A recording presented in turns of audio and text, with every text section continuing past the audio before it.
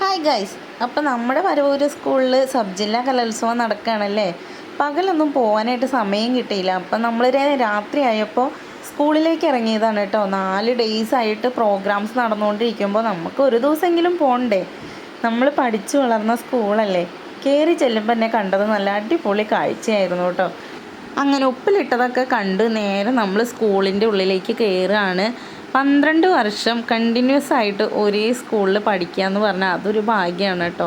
അപ്പം ഞാൻ പഠിച്ച് വളർന്ന സ്കൂൾ ഇതാണ്, നമ്മുടെ വരവൂർ സ്കൂൾ. 1ാം ക്ലാസ് മുതൽ +2 വരെ ഇവിടെ തന്നെയാണ് പഠിച്ചത് കേട്ടോ. പഠിച്ചിറങ്ങുമ്പോൾ എന്തോ ഇത്രയ്ക്ക് അങ്ങോട്ട് ഫീൽ ഉണ്ടായിരുന്നില്ല.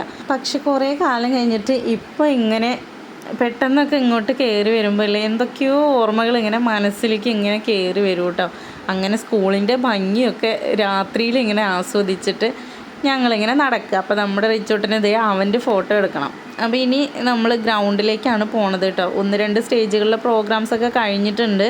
അതുപോലെ പ്രോഗ്രാം കഴിഞ്ഞ കുട്ടികളുടെയും പ്രോഗ്രാമിന് കയറാനുള്ള പിള്ളേരുടെയൊക്കെ ചാനലിൻ്റെ ഇൻ്റർവ്യൂസൊക്കെ നടക്കുന്നുണ്ട്. അവരുടെ വിശേഷങ്ങളൊക്കെ പങ്കുവയ്ക്കുന്നുണ്ട് കേട്ടോ. അപ്പോൾ കുറച്ച് നേരം അവിടെയൊക്കെ നിന്ന് അതൊക്കെ കണ്ടിട്ടാണ് ഗ്രൗണ്ടിലേക്ക് പോയത്.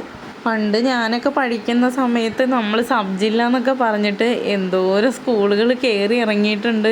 അന്നൊന്നും നമ്മുടെ സ്കൂളിൽ ഇങ്ങനെ സബ് ജില്ലാ കലോത്സവം ഒന്നും നടത്തിയിട്ടുണ്ടായിരുന്നില്ല കേട്ടോ. ഇപ്പോൾ ഇവിടെ ഇങ്ങനെ വന്നിട്ട് ഇതൊക്കെ കാണുമ്പോൾ ഇപ്പോഴൊക്കെ പഠിച്ചാൽ മതിയായിരുന്നു എന്ന് തോന്നാം കേട്ടോ. ഇപ്പോഴത്തെ നമ്മുടെ മക്കളുടെയൊക്കെ ഭാഗ്യമാണ് നമ്മുടെ സ്വന്തം സ്കൂളിൽ ഇങ്ങനെയുള്ള പരിപാടികൾ വരുന്നത്.